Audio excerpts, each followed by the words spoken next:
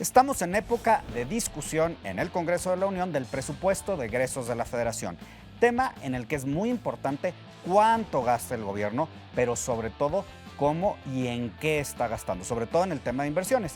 Por eso invitamos al subsecretario de egresos de la Secretaría de Hacienda, Fernando Galindo Favela. Bienvenidos a La Billetera.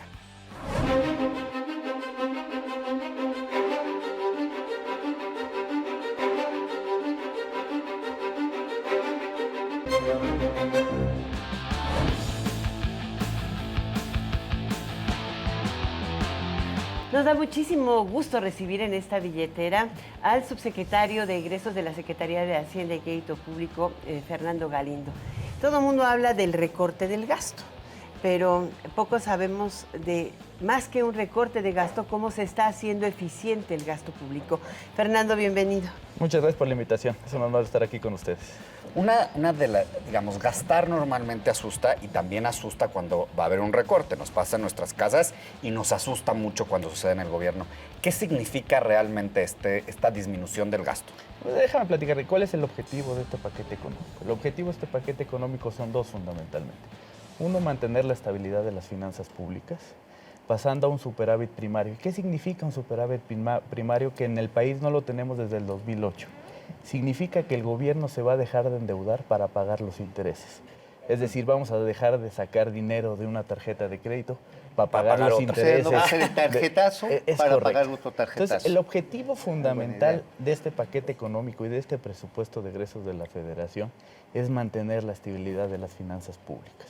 Porque hemos tenido un proceso contracíclico del gasto público, es decir, hemos invertido más en infraestructura, en servicios para la ciudadanía, pero hoy lo que nos exige el entorno internacional es mantener esa estabilidad a través de dejar de pagar impuestos a través de la deuda pública. Que no se nos vaya el gasto, esa es estabilidad. Y el segundo objetivo de este presupuesto de egresos es mejorar la calidad del gasto público. Continuar con el proceso de reingeniería que iniciamos el año pasado, que se denominó presupuesto base cero, donde revisamos cada uno de los programas presupuestarios. ¿Cuántos programas finalmente se redujeron?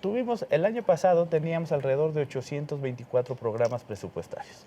Disminuimos el 20%, es un montón. Donde vimos qué programas se duplicaban, cuáles no servían y creamos algunos otros programas. ¿Y este año cuántos están proponiendo? Estamos alrededor de 624 programas presupuestarios. Subsecretario, ya te estoy poniendo, ya te subí una estrellita más en la banda de general.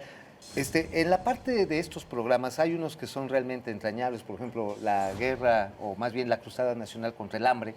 Yo creo que eso a todos nos debe de importar. Los programas sociales, ¿no? Vamos a hablar de programas en los que la gente por primera vez podía tener 3 comidas al día, que son básicas para poder estudiar, tener comida, una alimentación, salud, casa. Ese tipo de programas, ¿qué tanto van a ser recortados, ajustados o eficientados? Fíjate que México ha avanzado mucho en la evaluación de los programas presupuestarios. Tenemos un órgano autónomo, técnicamente, que evalúa los programas sociales en el país, que es el Coneval. ¿Cuáles son los criterios que utiliza para la evaluación? Obvio que no haya pobres. ¿Cuál es? O sea, lo que evalúa... que se reduzcan, ¿no? Lo que evalúa el Coneval es cómo los programas presupuestarios inciden en reducir la pobreza, en reducir las carencias sociales y que permitan un mejor acceso a los derechos sociales. ¿Por qué siempre tenemos la percepción de que los pobres nunca se reducen? A pesar de que se gasta tanto. Yo creo que si vemos los resultados de la evaluación de la pobreza extrema se ha reducido en los últimos años. Claro. Y entonces ahí es lo que hicimos en este presupuesto.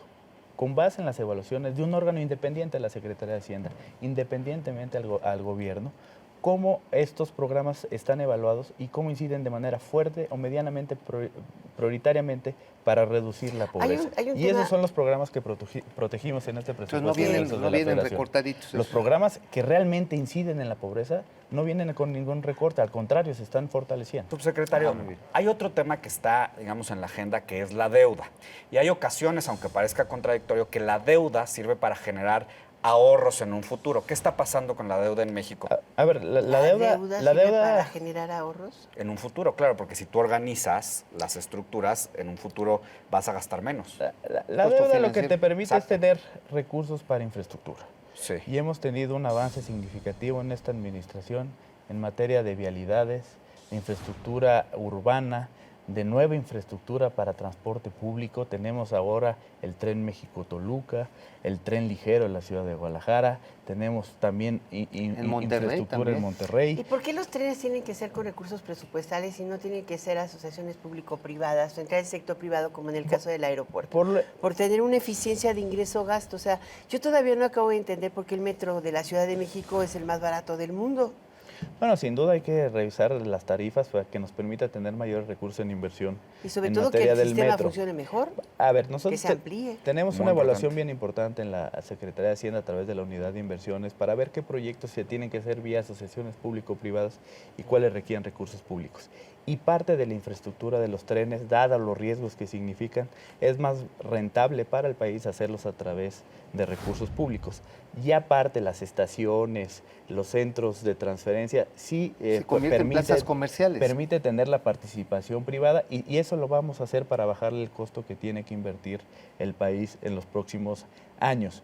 Pero sin lugar a dudas le estamos dando en este presupuesto, dada la restricción de los recursos, la utilización de proyectos vía asociación público-privada. Estamos proponiéndole al Congreso 4 proyectos vía asociaciones público-privadas para conservación de carreteras, sobre todo en el norte del país tenemos 4 proyectos grandotes y 2 hospitales, uno en la Ciudad de México del ISSSTE y otro en Tepic, Nayarit del ISSSTE, que nos va a permitir mejorar la calidad de la atención. Ya en la asociación público-privada, lo que decías tú, Alicia, en el que entra finalmente. Sí, claro, ahora, el sector privado mantener, ¿por qué? Y con recursos pero de también cómo. hay otros en los que necesariamente por la misma rentabilidad pues no va a haber quien le meta, por ejemplo, una carretera en Santín, Guindín a Pueblo Viejo, ¿no? Ese tipo de carreteras, de caminos, ¿cómo va a ajustarse el presupuesto?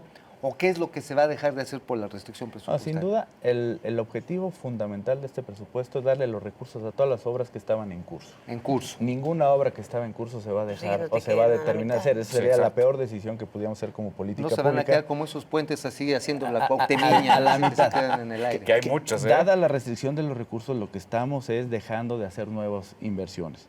Pero de esas nuevas inversiones que estamos dejando hacer por la restricción de recursos públicos, estamos incentivando la asociación público-privada y por eso estamos haciendo grandes trayectos a través de este concepto que nos va a permitir mitigar la reducción de Pero también la inversión en reforma infraestructura. energética, por ejemplo, te permito la de telecomunicaciones, que hoy la infraestructura que antes se hacía presupuestalmente, pues la haga el sector privado, ¿no? Pemex Que tengan redes, que tengan ductos, etcétera.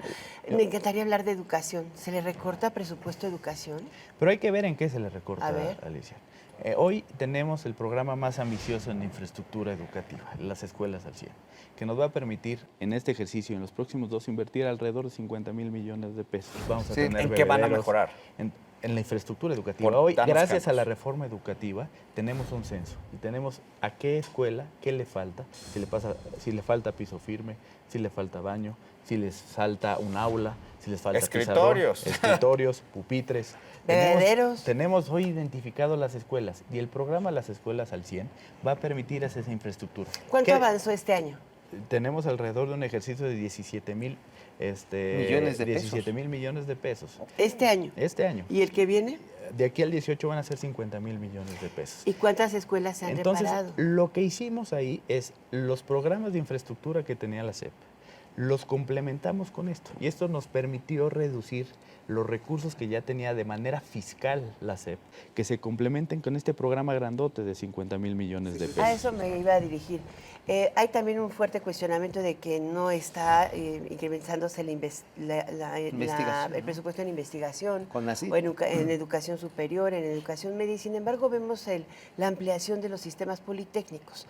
Hoy creo que es el desafío importante de la mano de obra en México y de la industria, contar con técnicos, no necesariamente con licenciados en Derecho, ¿no? Claro.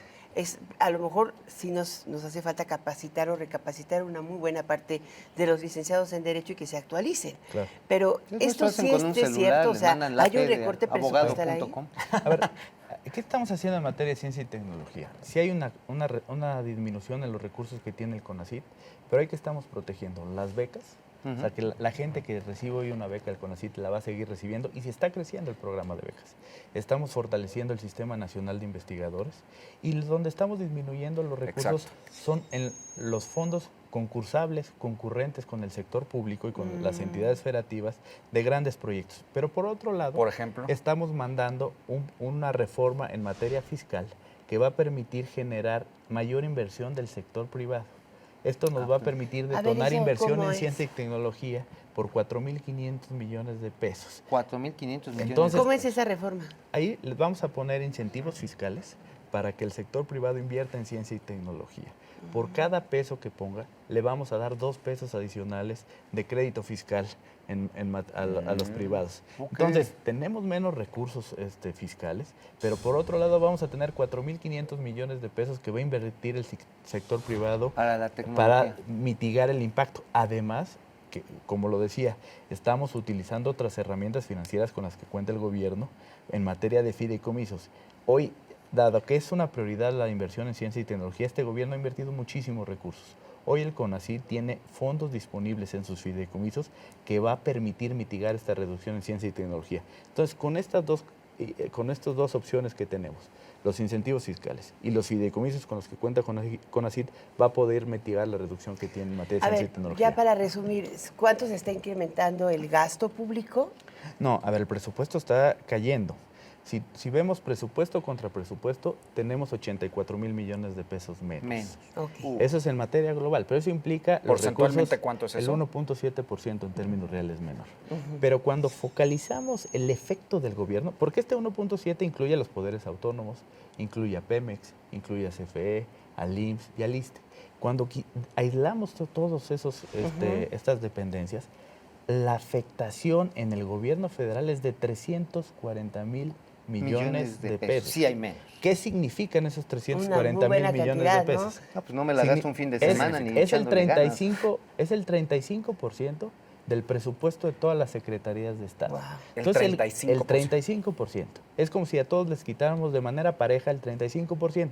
Y no hicimos eso porque hay prioridades. Por ejemplo, Cedesol solamente cae el 6.3% en términos O las reales. carreteras. O sea, yo lo que digo, ¿a poco van a quitar las básculas para el pesaje de los camiones? De los camiones. Sin duda que no. Cosas de estas. Entonces, de manera focalizada, con mayor coordinación y utilizando todos los instrumentos financieros con los que cuenta el gobierno, es como se va a seguir atendiendo las ¿Cómo las logran principales el superávit necesidades. presupuestal? Con esta reducción del gasto público. ¿De cuánto va a ser? Apretando, es el 0.4% del Producto Interno El Bruto. doble de lo que se había propuesto. Es correcto. ¿Y qué impacto buscan tener en la economía y en las inversiones Sin duda, con este superávit? El objetivo fundamental es proteger la economía de las familias mexicanas.